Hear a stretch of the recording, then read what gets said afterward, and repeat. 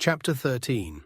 The small gentleman's house in the Moscow style in which Avdotia Nikitishna, otherwise Evdoxia Kukshin, lived, was in one of the streets of X, which had been lately burnt down. It is well known that our provincial towns are burnt down every 5 years.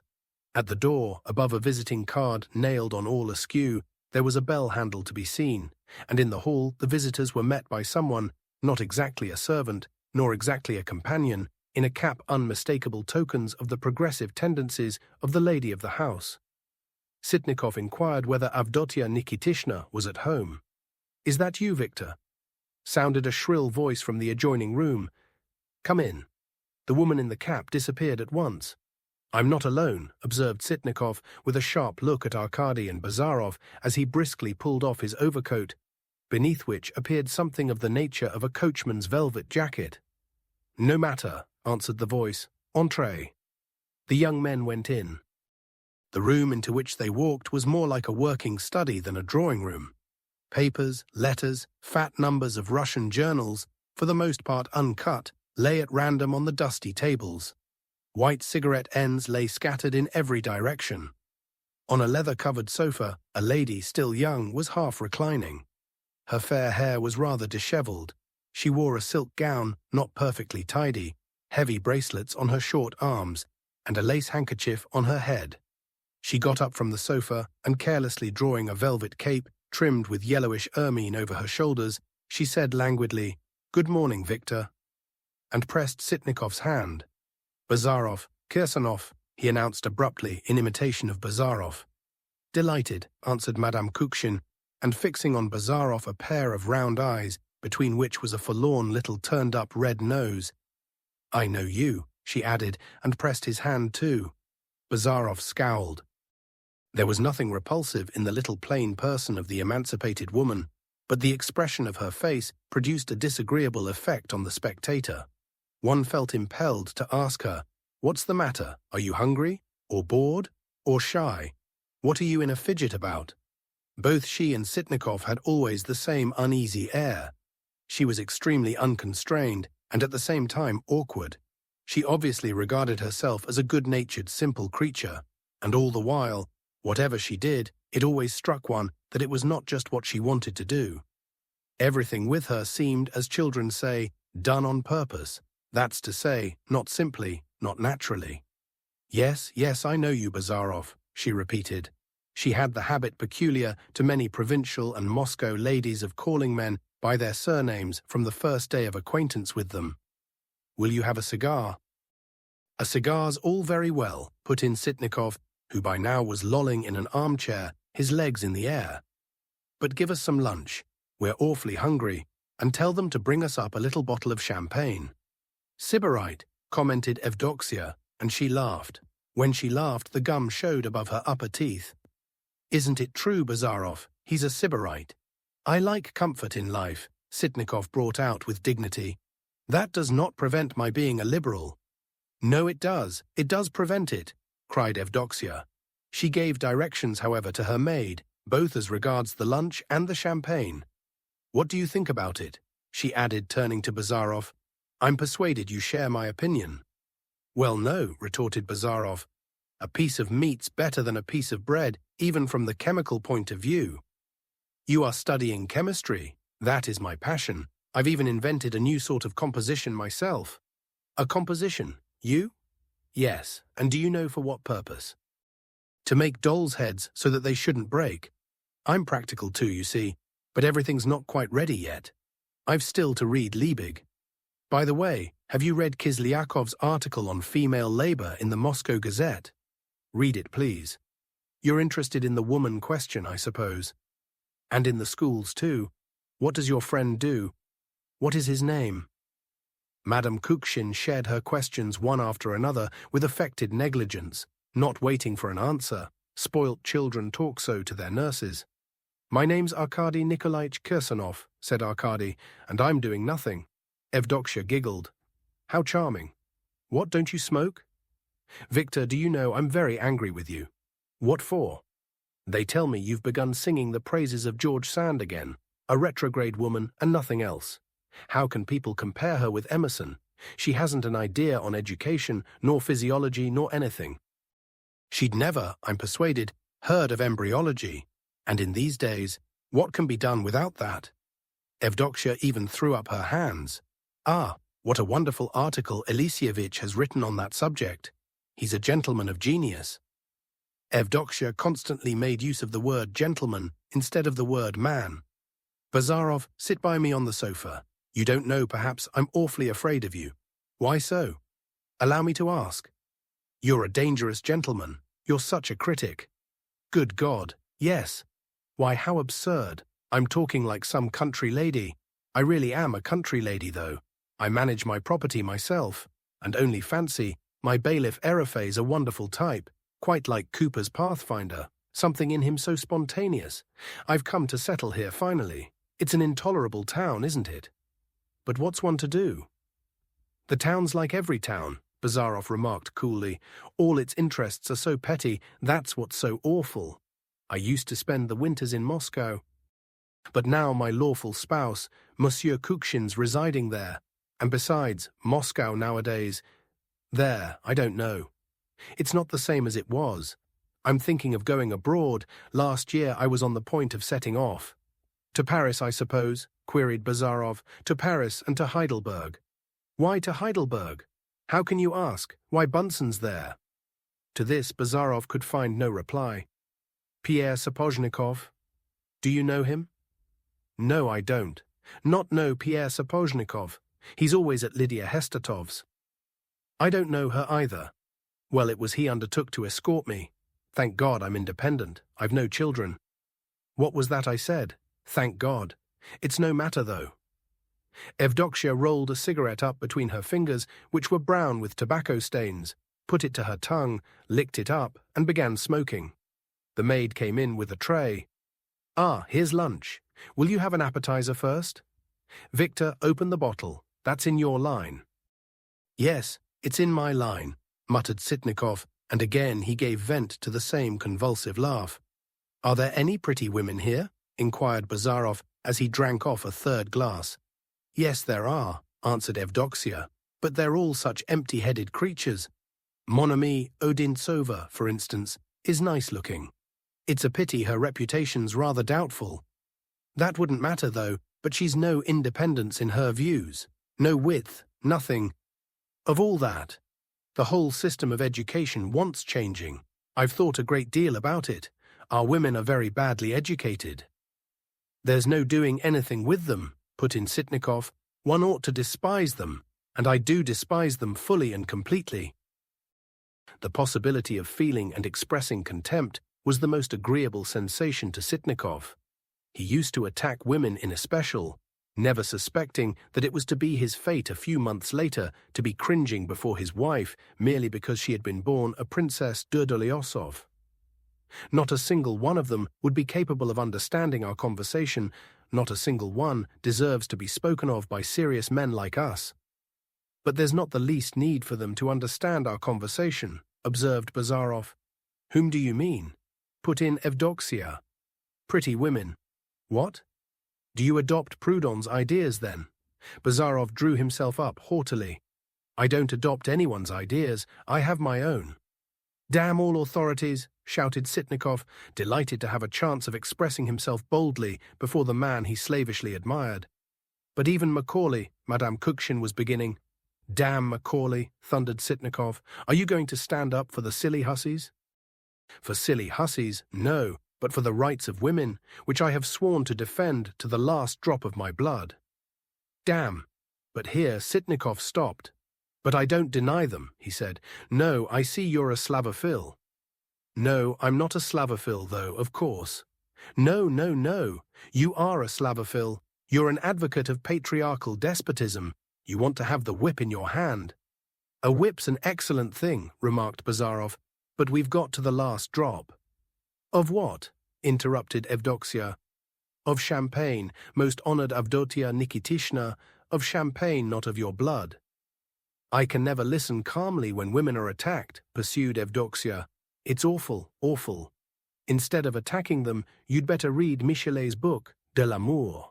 That's exquisite.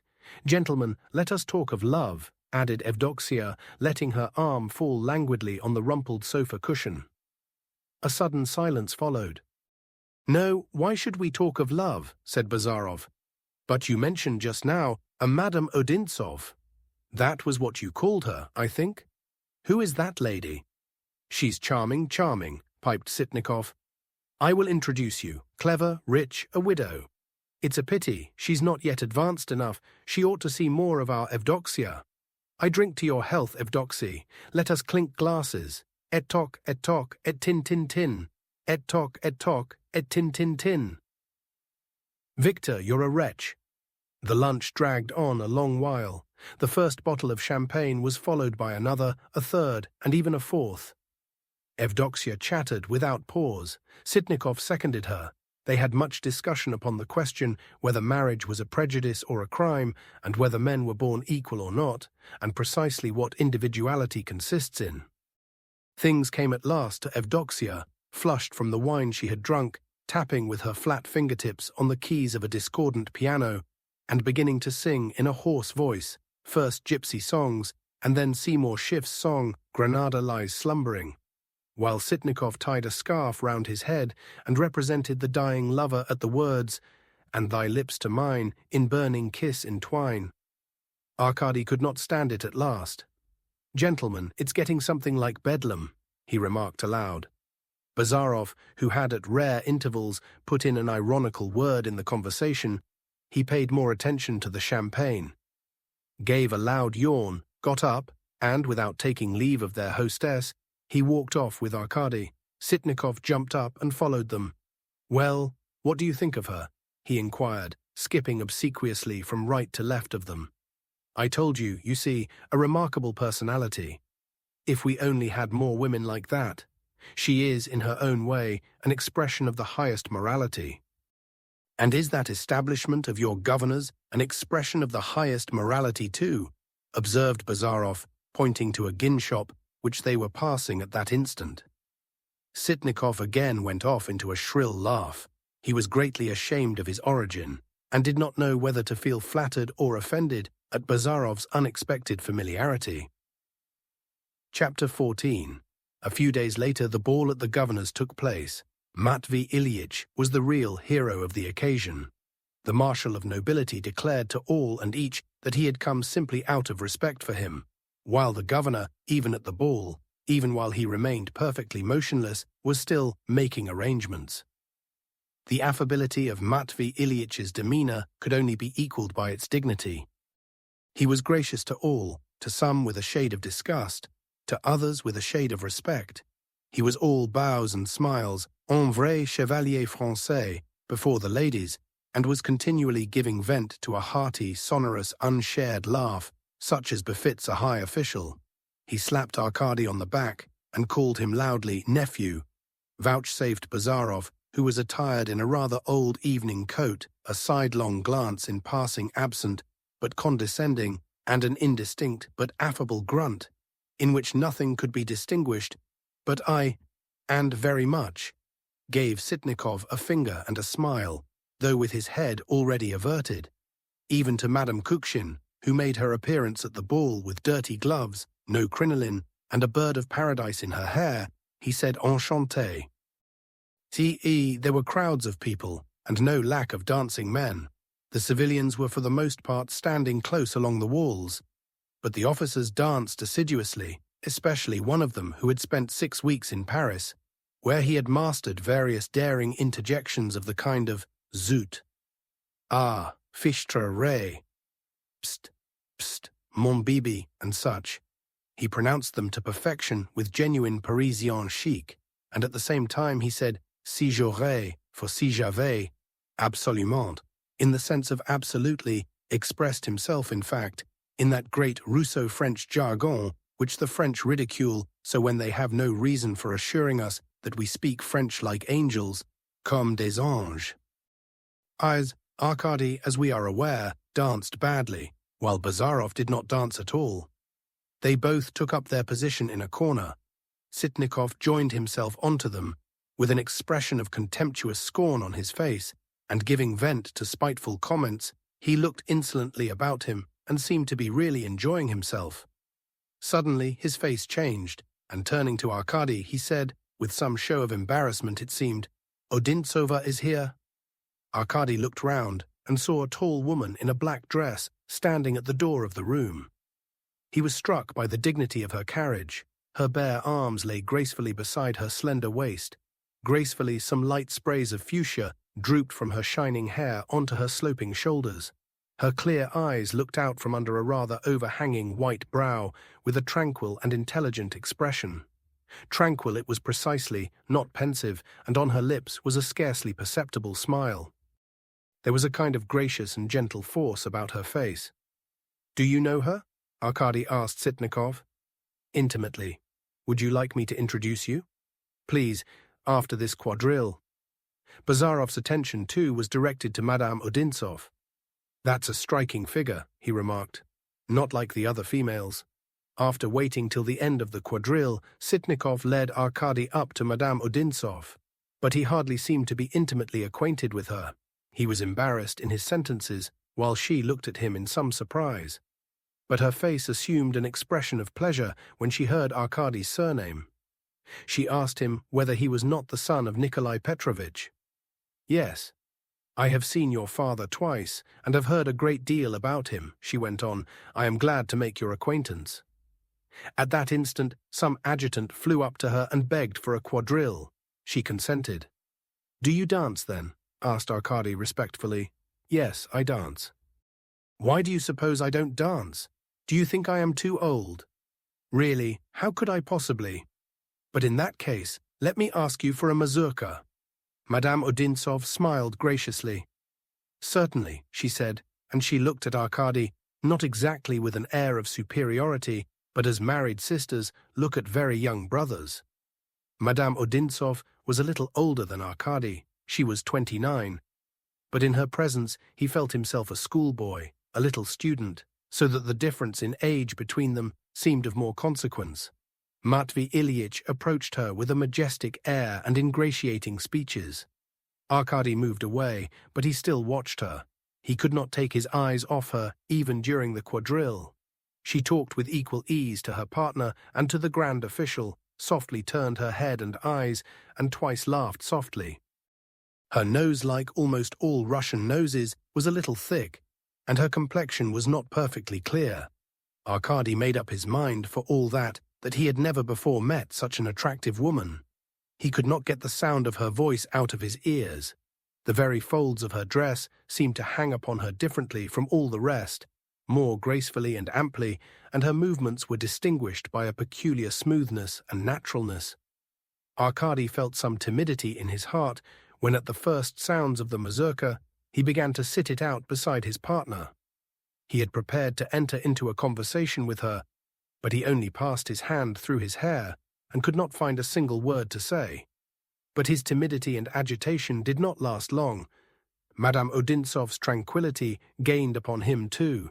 Before a quarter of an hour had passed, he was telling her freely about his father, his uncle, his life in Petersburg and in the country. Madame Odintsov listened to him with courteous sympathy, slightly opening and closing her fan. His talk was broken off when partners came for her.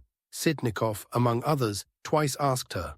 She came back, sat down again, took up her fan, and her bosom did not even heave more rapidly, while Arkady fell to chattering again, filled through and through by the happiness of being near her, talking to her, looking at her eyes, her lovely brow, all her sweet, dignified, clever face.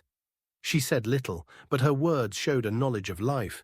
From some of her observations, Arkady gathered that this young woman had already felt and thought much. "Who is that you were standing with?" she asked him, "when Mr. Sitnikov brought you to me." "Did you notice him?" Arkady asked in his turn. "He has a splendid face, hasn't he? That's Bazarov, my friend." Arkady fell to discussing his friend. He spoke of him in such detail, and with such enthusiasm, that Madame Odintsov turned towards him and looked attentively at him. Meanwhile, the mazurka was drawing to a close. Arkady felt sorry to part from his partner. He had spent nearly an hour so happily with her. He had, it is true, during the whole time, continually felt as though she were condescending to him. as though he ought to be grateful to her. But young hearts are not weighed down by that feeling. The music stopped. "Merci," said Madame Odintsov, getting up. "You promised to come and see me. Bring your friend with you. I shall be very curious to see the man who has the courage to believe in nothing." The governor came up to Madame Odintsov, announced that supper was ready, and with a careworn face offered her his arm. As she went away, she turned to give a last smile and bow to Arkady. He bowed low, looked after her. How graceful her figure seemed to him, draped in the greyish lustre of the black silk. And thinking, "This minute she has forgotten my existence," was conscious of an exquisite humility in his soul. "Well?" Bazarov questioned him directly he had gone back to him in the corner. "Did you have a good time?" "A gentleman has just been talking to me about that lady. He said, 'She's fie. But I fancy the fellow was a fool. What do you think? What is she?"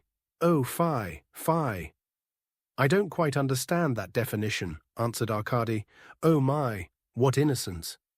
In that case, I don't understand the gentleman you quote.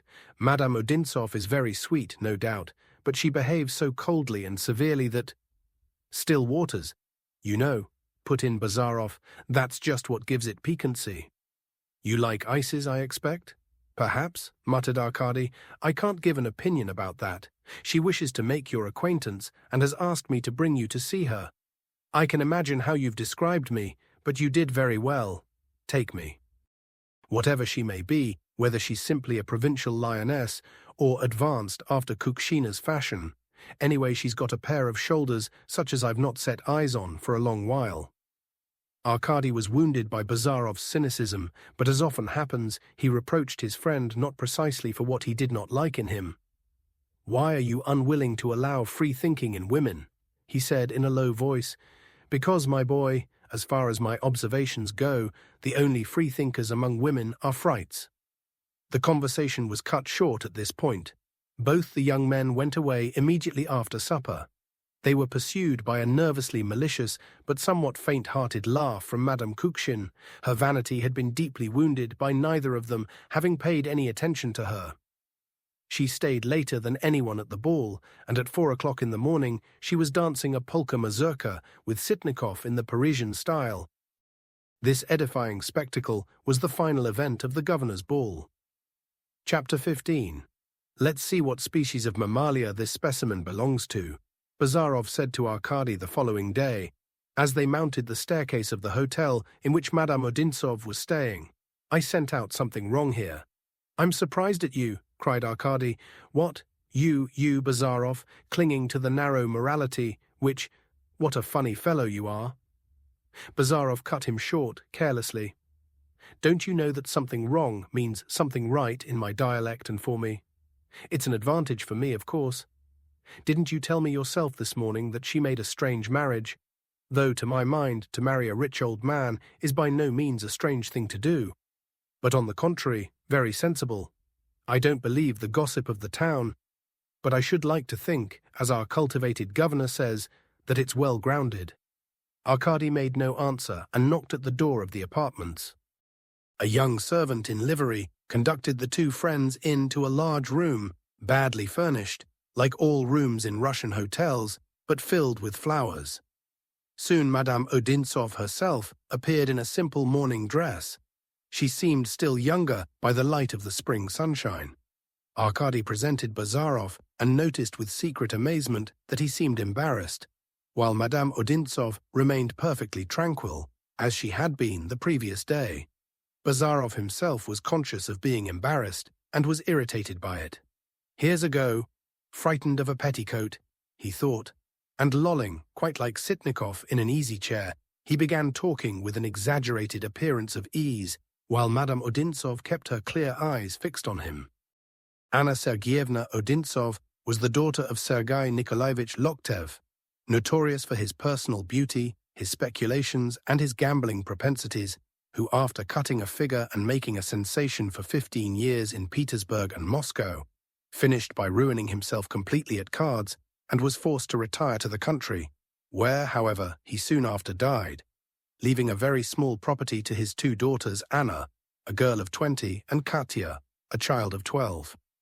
Their mother, who came of an impoverished line of princes, the H.S., had died at Petersburg when her husband was in his heyday.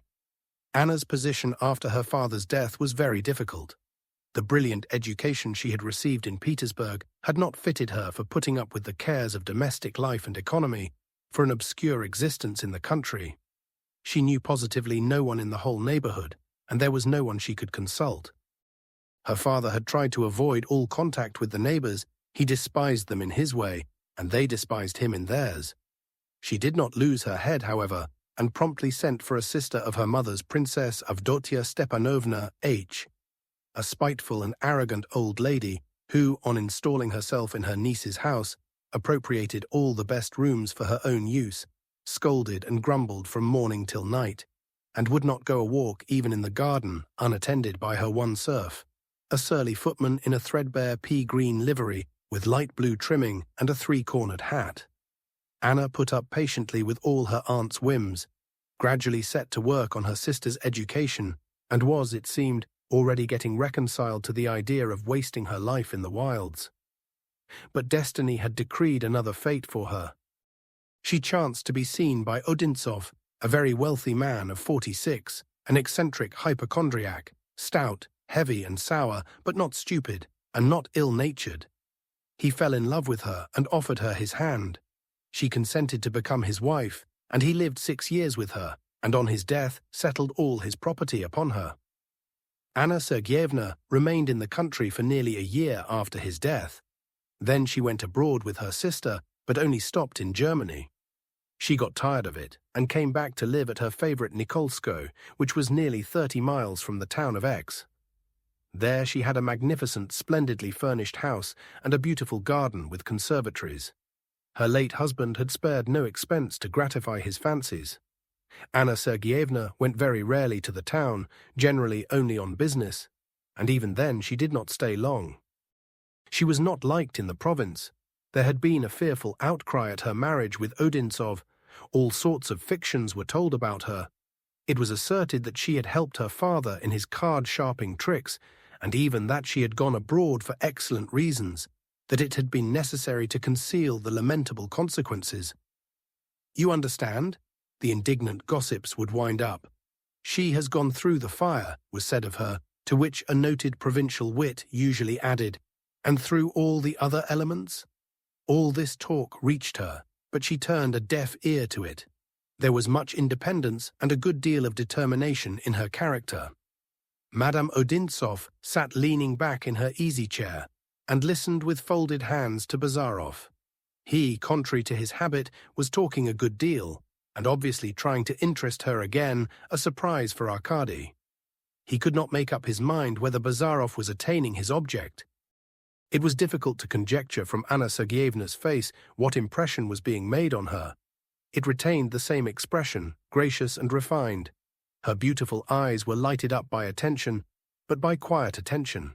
Bazarov's bad manners had impressed her unpleasantly for the first minutes of the visit, like a bad smell or a discordant sound. But she saw at once that he was nervous, and that even flattered her. Nothing was repulsive to her but vulgarity, and no one could have accused Bazarov of vulgarity. Arkady was fated to meet with surprises that day. He had expected that Bazarov would talk to a clever woman like Madame Odintsov about his opinions and his views. She had herself expressed a desire to listen to the man who dares to have no belief in anything. But instead of that, Bazarov talked about medicine, about homeopathy, and about botany. It turned out that Madame Odintsov had not wasted her time in solitude. She had read a good many excellent books and spoke herself in excellent Russian. She turned the conversation upon music, but noticing that Bazarov did not appreciate art, she quietly brought it back to botany, even though Arkady was just launching into a discourse upon the significance of national melodies. Madame Odintsov treated him as though he were a younger brother. She seemed to appreciate his good nature and youthful simplicity, and that was all. For over 3 hours, a lively conversation was kept up, ranging freely over various subjects. The friends at last got up and began to take leave. Anna Sergeyevna looked cordially at them, held out her beautiful white hand to both, and after a moment's thought said with a doubtful but delightful smile, "If you are not afraid of being dull, gentlemen, come and see me at Nikolskoe." "Oh, Anna Sergeyevna," cried Arkady, "I shall think it the greatest happiness." "And you, Monsieur Bazarov?" Bazarov only bowed, and a last surprise was in store for Arkady. He noticed that his friend was blushing.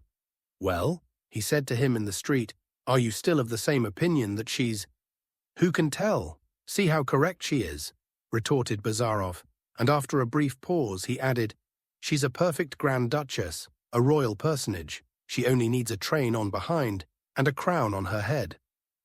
"Our Grand Duchesses don't talk Russian like that," remarked Arkady. "She's seen ups and downs, my dear boy. She's known what it is to be hard up." "Anyway, she's charming," observed Arkady. "What a magnificent body," pursued Bazarov. "Shouldn't I like to see it on the dissecting table?" "Hush, for mercy's sake, Yevgeny, that's beyond everything." "Well, don't get angry, you baby. I meant it's first rate. We must go to stay with her." "When?"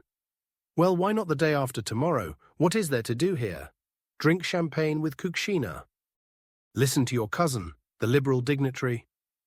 Let's be off the day after tomorrow. By the way, too, my father's little place is not far from there. This Nikolskoe's on the S road, isn't it?" "Yes." "Optime, why hesitate? Leave that to fools and prigs. I say, what a splendid body." 3 days later, the two friends were driving along the road to Nikolskoe.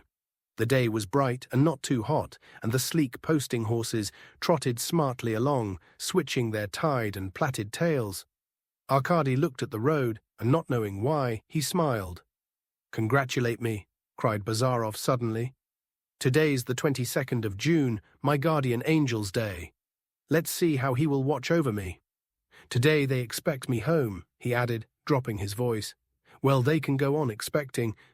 What does it matter?" Chapter 16.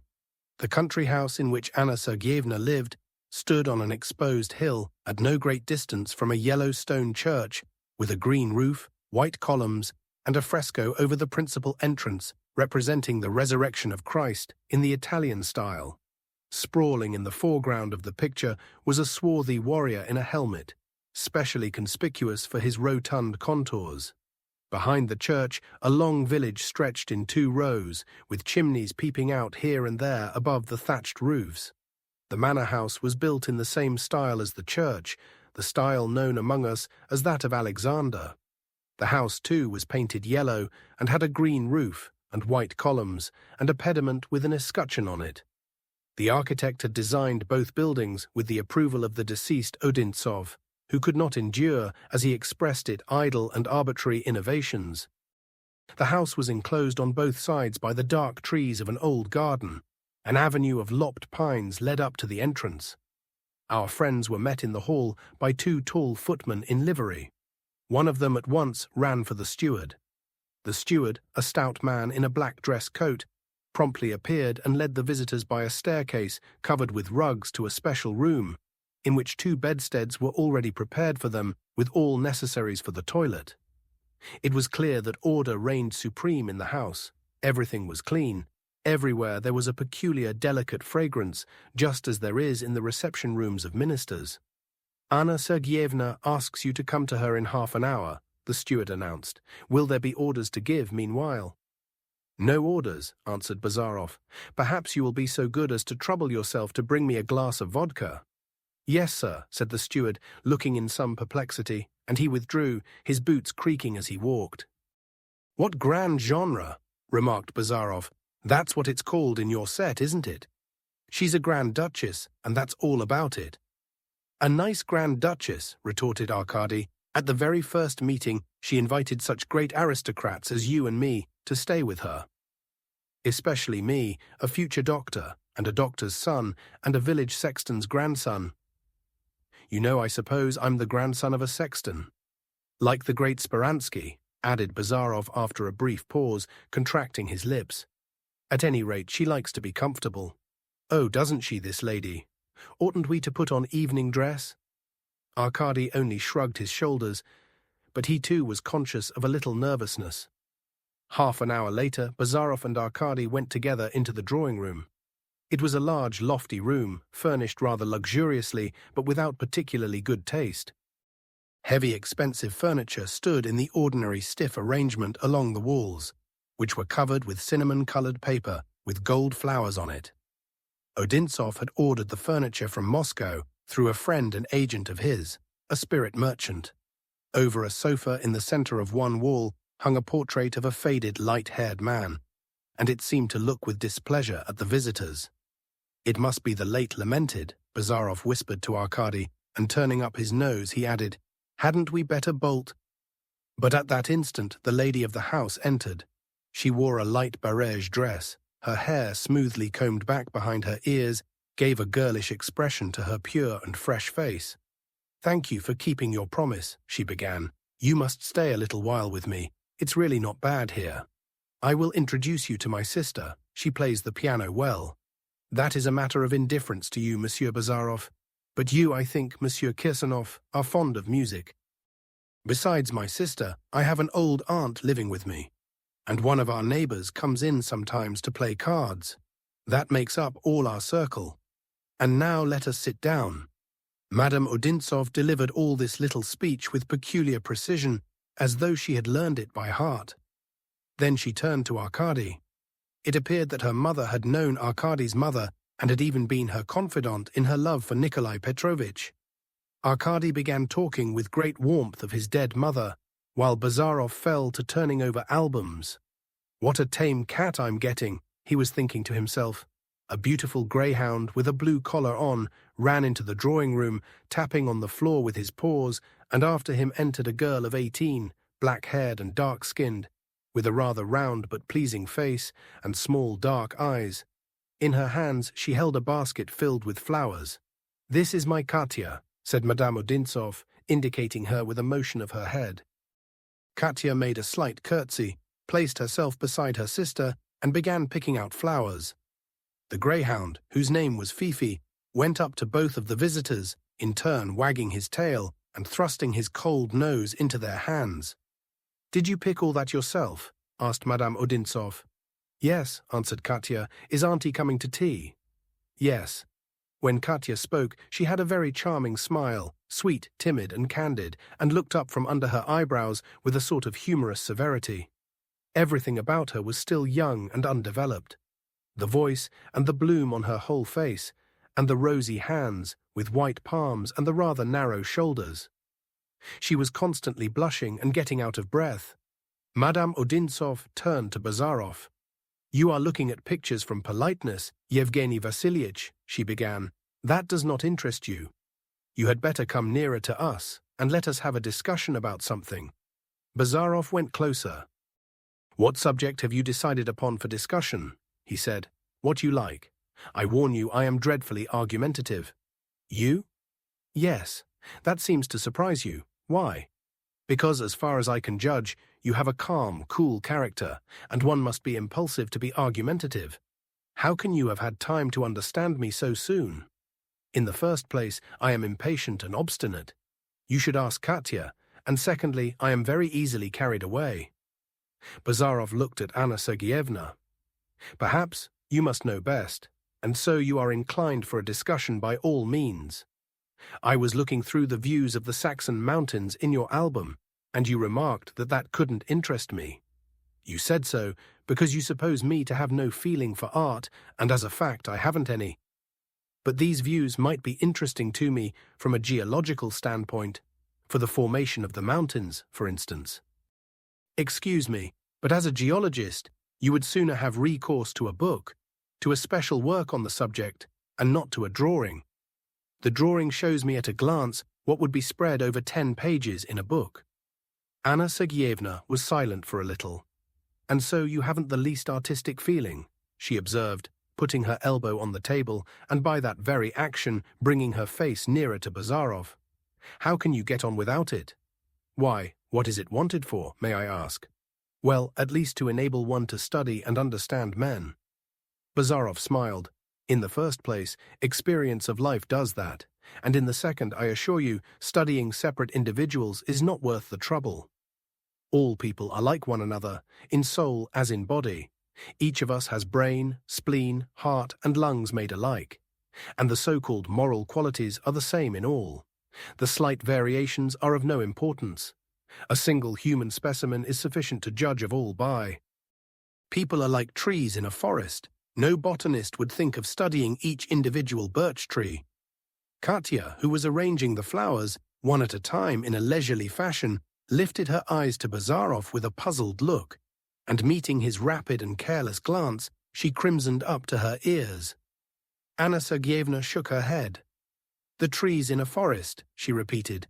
"Then according to you, there is no difference between the stupid and the clever person, between the good-natured and ill-natured. No, there is a difference, just as between the sick and the healthy. The lungs of a consumptive patient are not in the same condition as yours and mine, though they are made on the same plan. We know approximately what physical diseases come from. Moral diseases come from bad education, from all the nonsense people's heads are stuffed with from childhood up, from the defective state of society. In short, reform society, and there will be no diseases." Bazarov said all this with an air, as though he were all the while thinking to himself, "Believe me or not, as you like, it's all one to me." He slowly passed his fingers over his whiskers, while his eyes strayed about the room. "And you conclude," observed Anna Sergeyevna, "that when society is reformed, there will be no stupid nor wicked people. At any rate, in a proper organization of society, it will be absolutely the same whether a man is stupid or clever, wicked or good. Yes, I understand, they will all have the same spleen." "Precisely so, madam." Madame Odintsov turned to Arkady. "And what is your opinion, Arkady Nikolaevich?" "I agree with Yevgeny," he answered. Katya looked up at him from under her eyelids. "You amaze me, gentlemen," commented Madame Odintsov, "but we will have more talk together. But now I hear my aunt coming to tea. We must spare her." Anna Sergeyevna's aunt, Princess H., a thin little woman with a pinched-up face, drawn together like a fist, and staring ill-natured-looking eyes under a grey front, came in, and scarcely bowing to the guests, she dropped into a wide velvet-covered armchair upon which no one but herself was privileged to sit. Katya put a footstool under her feet. The old lady did not thank her, did not even look at her. Only her hands shook under the yellow shawl which almost covered her feeble body. The princess liked yellow. Her cap, too, had bright yellow ribbons. "How have you slept, aunt?" inquired Madame Odintsov, raising her voice. "That dog in here again," the old lady muttered in reply, and noticing Fifi was making 2 hesitating steps in her direction, she cried, "Sus!" Katya called Fifi and opened the door for him. Fifi rushed out, delighted, in the expectation of being taken out for a walk. But when he was left alone outside the door, he began scratching and whining. The princess scowled. Katya was about to go out. "I expect tea is ready," said Madame Odintsov. "Come, gentlemen. Aunt, will you go in to tea?" The princess got up from her chair without speaking and led the way out of the drawing-room. They all followed her into the dining-room. A little page in livery drew back, with a scraping sound from the table, an armchair covered with cushions, devoted to the princess's use. She sank into it. Katya, in pouring out the tea, handed her first a cup emblazoned with a heraldic crest. The old lady put some honey in her cup. She considered it both sinful and extravagant to drink tea with sugar in it, though she never spent a farthing herself on anything, and suddenly asked in a hoarse voice, "And what does Prince Ivan write?" No one made her any reply. Bazarov and Arkady soon guessed that they paid no attention to her, though they treated her respectfully. Because of her grand family, thought Bazarov. After tea, Anna Sergeyevna suggested they should go out for a walk. But it began to rain a little, and the whole party, with the exception of the princess, returned to the drawing-room. The neighbor, the devoted card-player, arrived. His name was Porfiry Platonich, a stoutish, greyish man with short, spindly legs, very polite and ready to be amused. Anna Sergeyevna, who still talked principally with Bazarov, asked him whether he'd like to try a contest with them in the old-fashioned way at preference. Bazarov assented, saying that he ought to prepare himself beforehand for the duties awaiting him as a country doctor. "You must be careful," observed Anna Sergeyevna. "Porfiry Platonich and I will beat you." "And you, Katya," she added, "play something to Arkady Nikolaevich. He is fond of music, and we can listen too." Katya went unwillingly to the piano, and Arkady, though he certainly was fond of music, unwillingly followed her.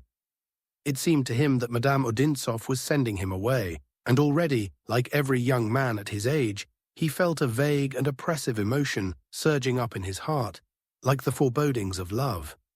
Katya raised the top of the piano, and not looking at Arkady, she said in a low voice, "What am I to play you?" "What you like," answered Arkady indifferently. "What sort of music do you like best?" repeated Katya, without changing her attitude.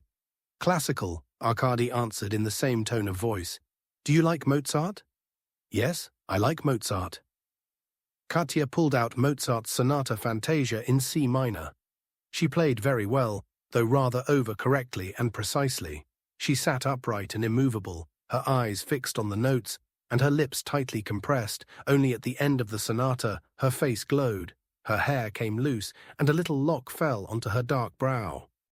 Arkady was particularly struck by the last part of the sonata, the part in which, in the midst of the bewitching gaiety of the careless melody, the pangs of such mournful, almost tragic suffering suddenly break in. But the ideas stirred in him by Mozart's music had no reference to Katya. Looking at her, he simply thought, "Well, that young lady doesn't play badly, and she's not bad-looking either." When she had finished the sonata, Katya, without taking her hands from the keys, asked, "Is that enough?" Arkady declared that he could not venture to trouble her again, and began talking to her about Mozart. He asked her whether she had chosen that sonata herself, or someone had recommended it to her, but Katya answered him in monosyllables. She withdrew into herself, went back into her shell. When this happened to her, she did not very quickly come out again. Her face even assumed at such times an obstinate, almost stupid expression. She was not exactly shy, but diffident, and rather overawed by her sister, who had educated her, and who had no suspicion of the fact. Arkady was reduced at last to calling Fifi to him, and with an affable smile patting him on the head to give himself an appearance of being at home. Katya set to work again upon her flowers. Bazarov, meanwhile, was losing and losing. Anna Sergeyevna played cards in masterly fashion. Porfiry Platonich, too, could hold his own in the game. Bazarov lost a sum which, though trifling in itself, was not altogether pleasant for him. At supper, Anna Sergeyevna again turned the conversation on botany. "We will go for a walk tomorrow morning," she said to him. "I want you to teach me the Latin names of the wildflowers and their species." "What use are the Latin names to you?" asked Bazarov. "Order is needed in everything," she answered. "What an exquisite woman Anna Sergeyevna is!" cried Arkady when he was alone with his friend in the room assigned to them. "Yes," answered Bazarov, "a female with brains." "Yes, and she's seen life too." "In what sense do you mean that, Yevgeny Vassilievich?" "In a good sense, my dear friend, Arkady Nikolaevich. I'm convinced she manages her estate capitally too. But what's splendid is not her, but her sister." "What, that little dark thing?" "Yes, that little dark thing. She now is fresh and untouched, and shy and silent, and anything you like. She's worth educating and developing. You might make something fine out of her, but the other's a stale loaf."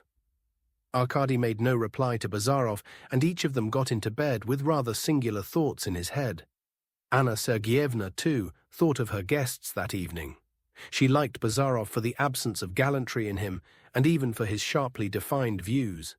She found in him something new, which she had not chanced to meet before, and she was curious.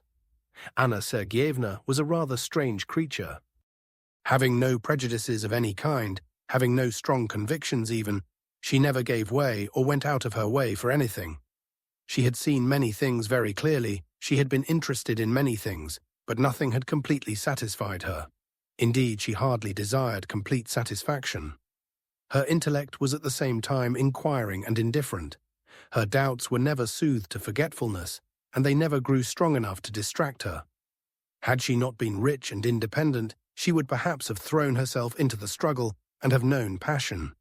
But life was easy for her, though she was bored at times, and she went on passing day after day with deliberation, never in a hurry, placid, and only rarely disturbed. Dreams sometimes danced in rainbow colors before her eyes even, but she breathed more freely when they died away and did not regret them. Her imagination indeed overstepped the limits of what is reckoned permissible by conventional morality, but even then her blood flowed as quietly as ever in her fascinatingly graceful, tranquil body.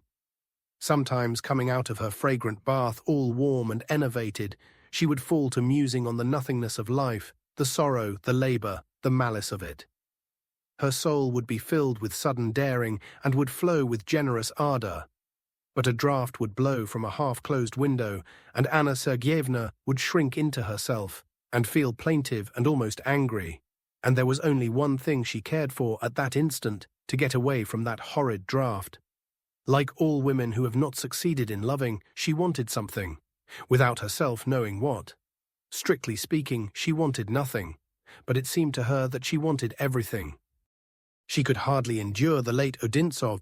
She had married him from prudential motives, though probably she would not have consented to become his wife if she had not considered him a good sort of man, and had conceived a secret repugnance for all men, whom she could only figure to herself as slovenly, heavy, drowsy, and feebly importunate creatures.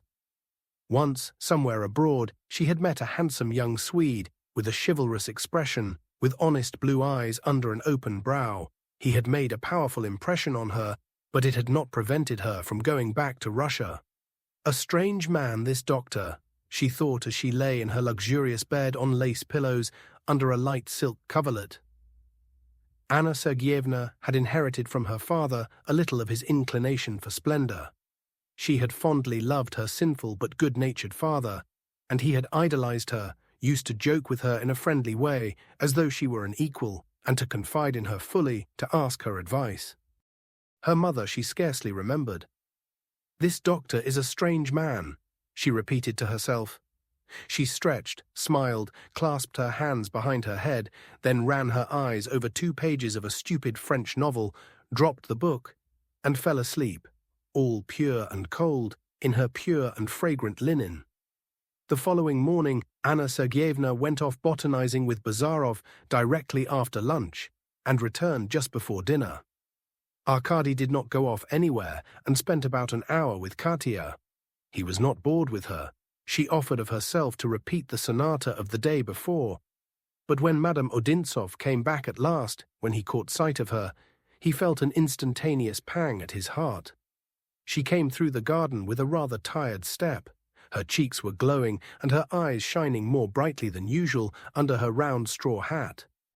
She was twirling in her fingers the thin stalk of a wildflower. A light mantle had slipped down to her elbows, and the wide grey ribbons of her hat were clinging to her bosom. Bazarov walked behind her, self-confident and careless as usual, but the expression of his face, cheerful and even friendly as it was, did not please Arkady, muttering between his teeth, "Good morning." Bazarov went away to his room, while Madame Odintsov shook Arkady's hand abstractedly and also walked past him. "Good morning," thought Arkady, "as though we had not seen each other already today." Chapter 17. Time, it is well known, sometimes flies like a bird, sometimes crawls like a worm, but man is wont to be particularly happy when he does not even notice whether it passes quickly or slowly. It was in that way Arkady and Bazarov spent a fortnight at Madame Odintsov's. The good order she had established in her house and in her life partly contributed to this result. She adhered strictly to this order herself and forced others to submit to it. Everything during the day was done at a fixed time. In the morning, precisely at 8 o'clock, all the party assembled for tea. From morning tea till lunchtime, everyone did what he pleased. The hostess herself was engaged with her bailiff, the estate was on the rent system, her steward, and her head housekeeper. Before dinner, the party met again for conversation or reading. The evening was devoted to walking, cards, and music. At 10:30, Anna Sergeyevna retired to her own room, gave her orders for the following day, and went to bed. Bazarov did not like this measured, somewhat ostentatious punctuality in daily life, like moving along rails, he pronounced it to be. The footmen in livery, the decorous stewards, offended his democratic sentiments. He declared that if one went so far, one might as well dine in the English style at once, in tailcoats and white ties. He once spoke plainly upon the subject to Anna Sergeyevna. Her attitude was such that no one hesitated to speak his mind freely before her. She heard him out, and then her comment was, "From your point of view, you are right, and perhaps, in that respect, I am too much of a lady. But there's no living in the country without order, one would be devoured by ennui," and she continued to go her own way. Bazarov grumbled, but the very reason life was so easy for him and Arkady at Madame Odintsov's was that everything in the house moved on rails. For all that, a change had taken place in both the young men since the first days of their stay at Nikolskoe. Bazarov, in whom Anna Sergeyevna was obviously interested, though she seldom agreed with him, began to show signs of an unrest, unprecedented in him. He was easily put out of temper and unwilling to talk. He looked irritated and could not sit still in one place, just as though he were possessed by some secret longing. While Arkady, who had made up his mind conclusively that he was in love with Madame Odintsov, had begun to yield to a gentle melancholy. This melancholy did not, however, prevent him from becoming friendly with Katya. It even impelled him to get into friendly, affectionate terms with her. "She does not appreciate me, so be it. But here is a good creature, who does not repulse me," he thought, and his heart again knew the sweetness of magnanimous emotions. Katya vaguely realized that he was seeking a sort of consolation in her company, and did not deny him or herself the innocent pleasure of a half-shy, half-confidential friendship. They did not talk to each other in Anna Sergeyevna's presence. Katya always shrank into herself under her sister's sharp eyes, while Arkady, as befits a man in love, could pay attention to nothing else when near the object of his passion. But he was happy with Katya alone. He was conscious that he did not possess the power to interest Madame Odintsov. He was shy and at a loss when he was left alone with her, and she did not know what to say to him. He was too young for her. With Katya, on the other hand, Arkady felt at home. He treated her condescendingly, encouraged her to express the impressions made on her by music, reading novels, verses, and other such trifles, without noticing or realizing that these trifles were what interested him too. Katya, on her side, did not try to drive away melancholy. Arkady was at his ease with Katya, Madame Odintsov with Bazarov, and thus it usually came to pass that the two couples, after being a little while together, went off on their separate ways, especially during the walks. Katya adored nature, and Arkady loved it, though he did not dare to acknowledge it. Madame Odintsov was, like Bazarov, rather indifferent to the beauties of nature. The almost continual separation of the two friends was not without its consequences. The relations between them began to change. Bazarov gave up talking to Arkady about Madame Odintsov, gave up even abusing her aristocratic ways. Katya, it is true, he praised as before, and only advised him to restrain her sentimental tendencies, but his praises were hurried, his advice dry, and in general he talked less to Arkady than before. He seemed to avoid him, seemed ill at ease with him. Arkady observed it all, but he kept his observations to himself. The real cause of all this newness was the feeling inspired in Bazarov by Madame Odintsov, a feeling which tortured and maddened him, and which he would at once have denied, with scornful laughter and cynical abuse, if anyone had ever so remotely hinted at the possibility of what was taking place in him. Bazarov had a great love for women and for feminine beauty, but love in the ideal, or, as he expressed it, romantic sense, he called lunacy, unpardonable imbecility. He regarded chivalrous sentiments as something of the nature of deformity or disease, and had more than once expressed his wonder that Toggenburg and all the Minnesingers and troubadours had not been put into a lunatic asylum. "If a woman takes your fancy," he used to say, "try and gain your end. But if you can't, well, turn your back on her. There are lots of good fish in the sea." Madame Odintsov had taken his fancy. The rumors about her, the freedom and independence of her ideas, her unmistakable liking for him, all seemed to be in his favor, but he soon saw that with her he would not gain his ends, and to turn his back on her he found, to his own bewilderment, beyond his power. His blood was on fire directly if he merely thought of her. He could easily have mastered his blood, but something else was taking root in him, something he had never admitted, at which he had always jeered, at which all his pride revolted. In his conversations with Anna Sergeyevna, he expressed more strongly than ever his calm contempt for everything idealistic. But when he was alone, with indignation, he recognized idealism in himself. Then he would set off to the forest and walk with long strides about it, smashing the twigs that came in his way and cursing under his breath both her and himself. Or he would get into the hayloft in the barn and, obstinately closing his eyes, try to force himself to sleep, in which, of course, he did not always succeed. Suddenly his fancy would bring before him those chaste hands twining one day about his neck, those proud lips responding to his kisses, those intellectual eyes dwelling with tenderness, yes, with tenderness, on his, and his head went round, and he forgot himself for an instant, till indignation boiled up in him again. He caught himself in all sorts of shameful thoughts, as though he were driven on by a devil mocking him. Sometimes he fancied that there was a change taking place in Madame Odintsov too, that there were signs in the expression of her face of something special, that perhaps... But at that point he would stamp or grind his teeth and clench his fists. Meanwhile, Bazarov was not altogether mistaken. He had struck Madame Odintsov's imagination. He interested her, she thought a great deal about him. In his absence she was not dull, she was not impatient for his coming, but she always grew more lively on his appearance. She liked to be left alone with him, and she liked talking to him, even when he irritated her or offended her taste, her refined habits. She was, as it were, eager at once to sound him and to analyze herself.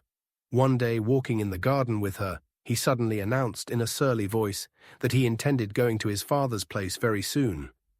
She turned white, as though something had given her a pang, and such a pang that she wondered and pondered long after what could be the meaning of it. Bazarov had spoken of his departure with no idea of putting her to the test, of seeing what would come of it. He never fabricated. On the morning of that day, he had an interview with his father's bailiff, who had taken care of him when he was a child, Timofeich. This Timofeich, a little old man of much experience and astuteness, with faded yellow hair, a weather-beaten red face, and tiny teardrops in his shrunken eyes, unexpectedly appeared before Bazarov, in his shortish overcoat of stout greyish-blue cloth, girt with a strip of leather, and in tarred boots. "Hello, old man, how are you?" cried Bazarov. "How do you do, Yevgeny Vassilievich?" began the little old man, and he smiled with delight, so that his whole face was all at once covered with wrinkles. "What have you come for? They sent for me, eh?" "Upon my word, sir, how could we?" mumbled Timofeich. He remembered the strict injunctions he had received from his master on starting. "We were sent to the town on business, and we'd heard news of your honor, so here we turned off on our way. That's to say, to have a look at your honor. As if we could think of disturbing you. Come, don't tell lies." Bazarov cut him short. "Is this the road to the town, do you mean to tell me?" Timofeich hesitated and made no answer. "Is my father well?" "Thank God, yes." "And my mother?" "Anna Vlasievna too, glory be to God." "They are expecting me, I suppose?" The little old man held his tiny head on one side. "Ah, Yevgeny Vassilievich, it makes one's heart ache to see them. It does, really." "Come, all right, shut up. Tell them I'm coming soon." "Yes, sir," answered Timofeich with a sigh. As he went out of the house, he pulled his cap down on his head with both hands, clambered into a wretched-looking racing droshky, and went off at a trot, but not in the direction of the town. On the evening of the same day, Madame Odintsov was sitting in her own room with Bazarov, while Arkady walked up and down the hall, listening to Katya's playing. The princess had gone upstairs to her own room. She could not bear guests as a rule, and especially this new riffraff lot, as she called them. In the common rooms she only sulked, but she made up for it in her own room by breaking out into such abuse before her maid that the cap danced on her head, wig and all. Madame Odintsov was well aware of all this. "How is it you are proposing to leave us?" she began. "How about your promise?" Bazarov started. "What promise? Have you forgotten? You meant to give me some lessons in chemistry." "It can't be helped. My father expects me. I can't loiter any longer." However, you can read Pelouse et Frémy, Notion générale de chimie. It's a good book and clearly written. You will find everything you need in it. But do you remember, you assured me a book cannot take the place of... I've forgotten how you put it, but you know what I mean. Do you remember? It can't be helped, repeated Bazarov. Why go away? Said Madame Odintsov, dropping her voice. He glanced at her. Her head had fallen onto the back of her easy chair, and her arms, bare to the elbow, were folded on her bosom. She seemed paler in the light of the single lamp covered with a perforated paper shade. An ample white gown hid her completely in its soft folds. Even the tips of her feet, also crossed, were hardly seen. "And why stay?" answered Bazarov. Madame Odintsov turned her head slightly. "You ask why? Have you not enjoyed yourself with me? Or do you suppose you will not be missed here? I am sure of it." Madame Odintsov was silent a minute. "You are wrong in thinking that. But I don't believe you.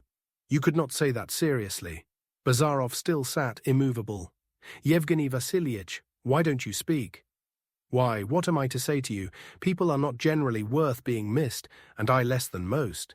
"Why so?" "I'm a practical, uninteresting person. I don't know how to talk." "You are fishing, Yevgeny Vassilievich." "That's not a habit of mine. Don't you know yourself that I've nothing in common with the elegant side of life, the side you prize so much?" Madame Odintsov bit the corner of her handkerchief. "You may think what you like, but I shall be dull when you go away." "Arkady will remain," remarked Bazarov. Madame Odintsov shrugged her shoulders slightly. "I shall be dull," she repeated. "Really? In any case, you will not feel dull for long." "What makes you suppose that?" "Because you told me yourself that you are only dull when your regular routine is broken in upon. You have ordered your existence with such unimpeachable regularity that there can be no place in it for dullness or sadness, for any unpleasant emotions." "And do you consider I am so unimpeachable? That's to say, that I have ordered my life with such regularity?" "I should think so. Here's an example. In a few minutes it will strike 10, and I know beforehand that you will drive me away." "No, I'm not going to drive you away, Yevgeny Vassilievich. You may stay. Open that window." "I feel half stifled." Bazarov got up and gave a push to the window. It flew up with a loud crash. He had not expected it to open so easily. Besides, his hands were shaking. The soft, dark night looked into the room, with its almost black sky, its faintly rustling trees, and the fresh fragrance of the pure open air. "Draw the blind and sit down," said Madame Odintsov. "I want to have a talk with you before you go away. Tell me something about yourself. You never talk about yourself." "I try to talk to you upon improving subjects, Anna Sergeyevna." "You are very modest. But I should like to know something about you, about your family, about your father, for whom you are forsaking us." "Why is she talking like that?" thought Bazarov. "All that's not in the least interesting," he uttered aloud, "especially for you. We are obscure people." "And you regard me as an aristocrat?" Bazarov lifted his eyes to Madame Odintsov. "Yes," he said, with exaggerated sharpness. She smiled. "I see you know me very little, though you do maintain that all people are alike, and it's not worthwhile to study them. I will tell you my life some time or other. But first you tell me yours." "I know you very little," repeated Bazarov. "Perhaps you are right. Perhaps really everyone is a riddle. You, for instance, you avoid society, you are oppressed by it, and you have invited 2 students to stay with you. What makes you, with your intellect, with your beauty, live in the country?" "What? What was it you said?" Madame Odintsov interposed eagerly. "With my beauty." Bazarov scowled. "Never mind that," he muttered. "I meant to say that I don't exactly understand why you have settled in the country." "You don't understand it. But you explain it to yourself in some way?" "Yes. I assume that you remain continually in the same place because you indulge yourself, because you are very fond of comfort and ease, and very indifferent to everything else." Madame Odintsov smiled again. "You would absolutely refuse to believe that I am capable of being carried away by anything." Bazarov glanced at her from under his brows. "By curiosity, perhaps, but not otherwise." Really? Well, now I understand why we are such friends. You are just like me, you see. We are such friends, Bazarov articulated in a choked voice. Yes. Why, I'd forgotten you wanted to go away. Bazarov got up. The lamp burnt dimly in the middle of the dark, luxurious, isolated room.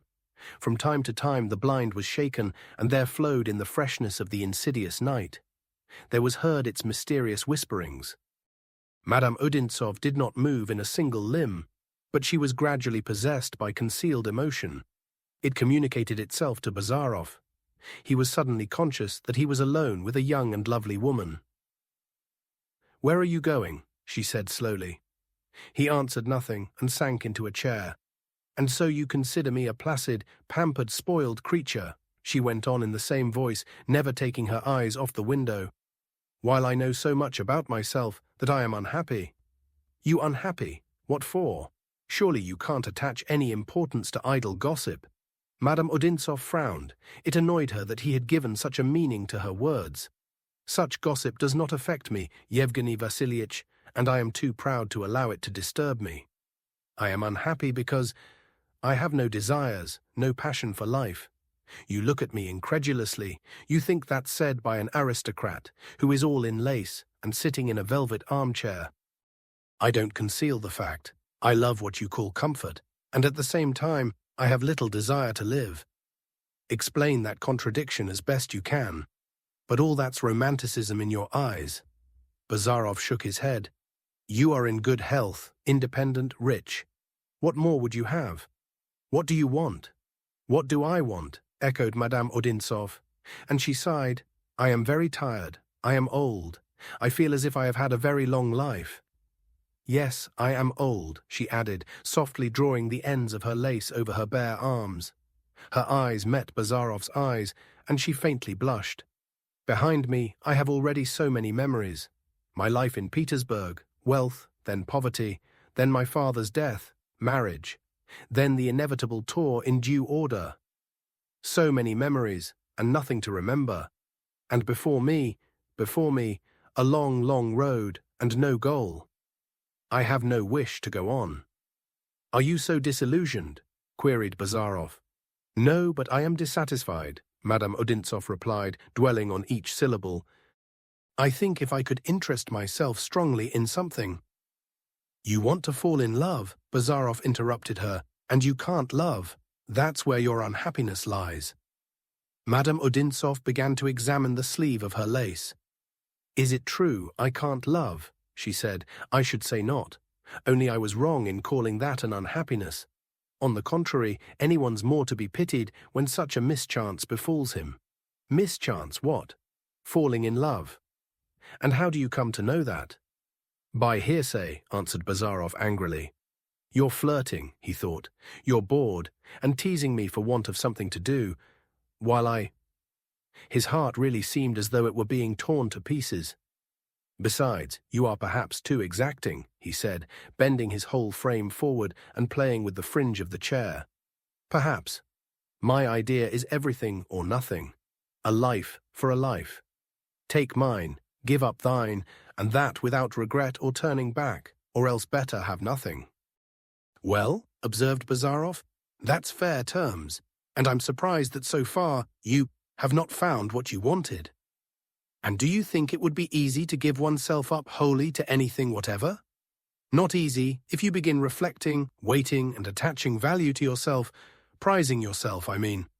But to give oneself up without reflection is very easy. How can one help prizing oneself? If I am of no value, who could need my devotion? That's not my affair. That's the other's business to discover what is my value.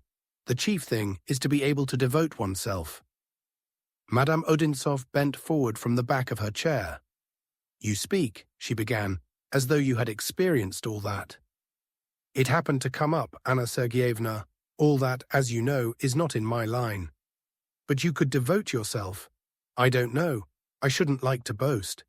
Madame Odintsov said nothing, and Bazarov was mute. The sounds of the piano floated up to them from the drawing room. "How is it Katya is playing so late?" observed Madame Odintsov. Bazarov got up. "Yes, it is really late now. It's time for you to go to bed. Wait a little. Why are you in a hurry? I want to say one word to you. What is it? Wait a little, whispered Madame Odintsov. Her eyes rested on Bazarov. It seemed as though she were examining him attentively. He walked across the room, then suddenly went up to her, hurriedly said, "Goodbye," squeezed her hand so that she almost screamed, and was gone. She raised her crushed fingers to her lips, breathed on them, and suddenly, impulsively getting up from her low chair, she moved with rapid steps towards the door, as though she wished to bring Bazarov back. A maid came into the room with a decanter on a silver tray. Madame Odintsov stood still, told her she could go, and sat down again, and again sank into thought. Her hair slipped loose and fell in a dark coil down her shoulders. Long after the lamp was still burning in Anna Sergeyevna's room, and for long she stayed without moving, only from time to time chafing her hands, which ached a little from the cold of the night. Bazarov went back 2 hours later to his bedroom, with his boots wet with dew, dishevelled and ill-humoured. He found Arkady at the writing table with a book in his hands, his coat buttoned up to the throat. "You're not in bed yet," he said in a tone it seemed of annoyance. "You stopped a long while with Anna Sergeyevna this evening," remarked Arkady, not answering him. "Yes, I stopped with her all the while you were playing the piano with Katya Sergeyevna." "I did not play," Arkady began, and he stopped. He felt the tears were coming into his eyes, and he did not like to cry before his sarcastic friend. Chapter 18. The following morning, when Madame Odintsov came down to morning tea, Bazarov sat a long while bending over his cup. Then suddenly he glanced up at her. She turned to him as though he had struck her a blow, and he fancied that her face was a little paler since the night before. She quickly went off to her own room and did not appear till lunch. It rained from early morning. There was no possibility of going for a walk. The whole company assembled in the drawing-room. Arkady took up the new number of a journal and began reading it aloud. The princess, as was her habit, tried to express her amazement in her face, as though he were doing something improper, then glared angrily at him. But he paid no attention to her. "Yevgeny Vassilievich," said Anna Sergeyevna, "come to my room. I want to ask you. You mentioned a textbook yesterday." She got up and went to the door. The princess looked round with an expression that seemed to say, "Look at me. See how shocked I am," and again glared at Arkady, but he raised his voice, and exchanging glances with Katya, near whom he was sitting, he went on reading. Madame Odintsov went with rapid steps to her study. Bazarov followed her quickly, not raising his eyes, and only with his ears catching the delicate swish and rustle of her silk gown gliding before him. Madame Odintsov sank into the same easy chair in which she had sat the previous evening, and Bazarov took up the same position as before. "What was the name of that book?" she began, after a brief silence. "Pelouse et Frémie, Notions Générales," answered Bazarov. "I might though recommend you also Ganot, Traité élémentaire de physique expérimentale. In that book the illustrations are clearer, and in general it's a textbook."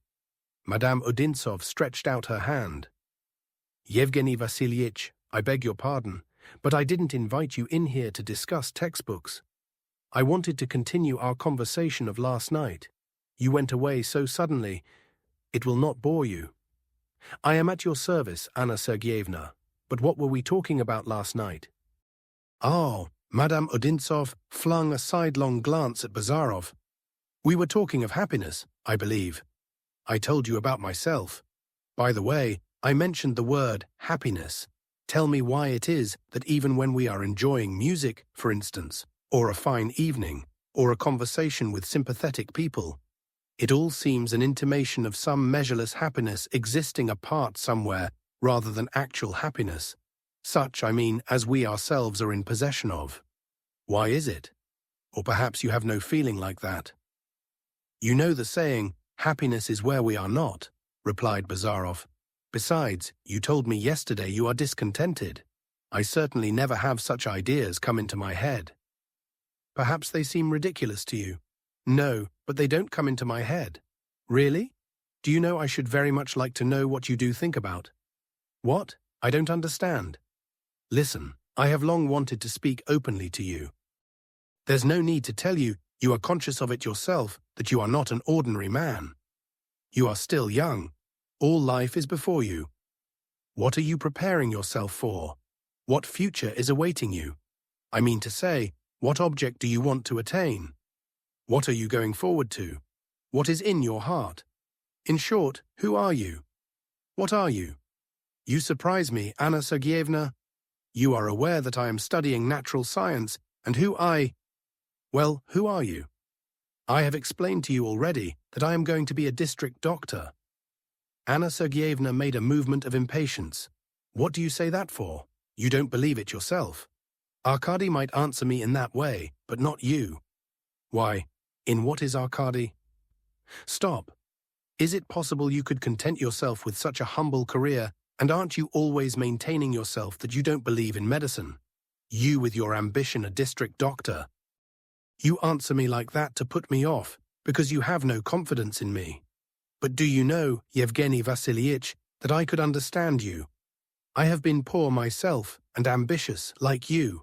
I have been perhaps through the same trials as you. That is all very well, Anna Sergeyevna, but you must pardon me for... I am not in the habit of talking freely about myself at any time as a rule, and between you and me there is such a gulf. What sort of gulf? You mean to tell me again that I am an aristocrat? No more of that, Yevgeny Vassilievich. I thought I had proved to you. And even apart from that, broke in Bazarov, what could induce one to talk and think about the future, which for the most part does not depend on us? If a chance turns up of doing something, so much the better. And if it doesn't turn up, at least one will be glad one didn't gossip idly about it beforehand. You call a friendly conversation idle gossip. Or perhaps you consider me as a woman unworthy of your confidence. I know you despise us all. I don't despise you, Anna Sergeyevna, and you know that. No, I don't know anything.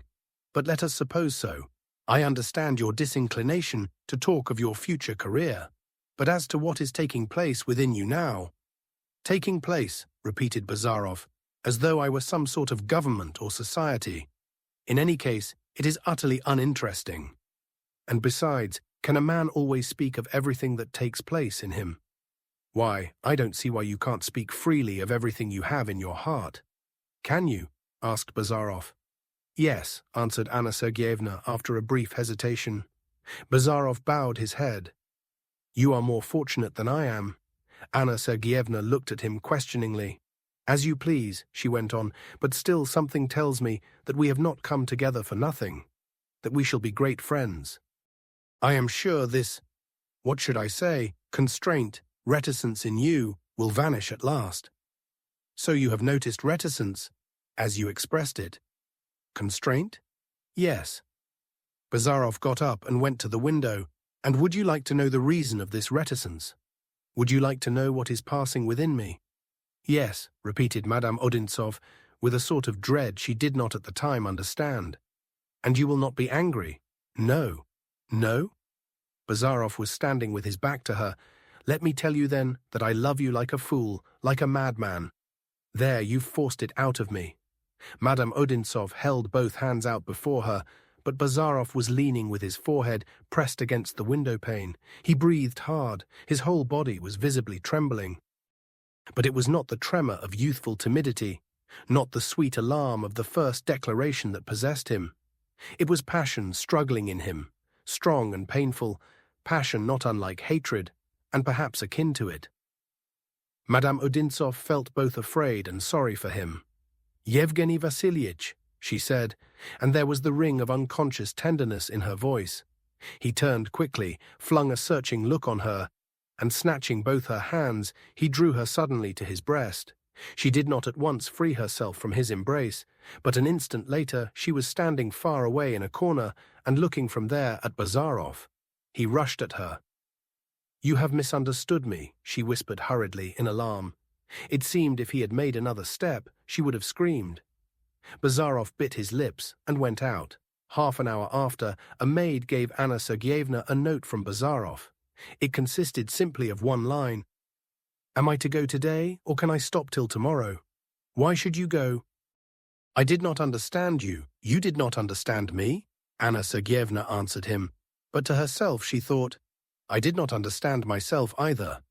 She did not show herself till dinner time, and kept walking to and fro in her room, stopping sometimes at the window, sometimes at the looking-glass, and slowly rubbing her handkerchief over her neck, on which she still seemed to feel a burning spot. She asked herself what had induced her to force Bazarov's words, his confidence, and whether she had suspected nothing. I am to blame, she decided aloud, but I could not have foreseen this. She fell to musing and blushed crimson, remembering Bazarov's almost animal face when he had rushed at her. Oh, she uttered suddenly aloud, and she stopped short and shook back her curls. She caught sight of herself in the glass, her head thrown back, with a mysterious smile on the half-closed, half-opened eyes and lips, told her it seemed in a flash something at which she herself was confused. No, she made up her mind at last. God knows what it would lead to. He couldn't be played with. Peace is anyway the best thing in the world. Her peace of mind was not shaken, but she felt gloomy, and even shed a few tears once, though she could not have said why, certainly not for the insult done her. She did not feel insulted. She was more inclined to feel guilty. Under the influence of various vague emotions, the sense of life passing by, the desire of novelty, she had forced herself to go up to a certain point, forced herself to look behind herself, and had seen behind her not even an abyss, but what was empty or revolting.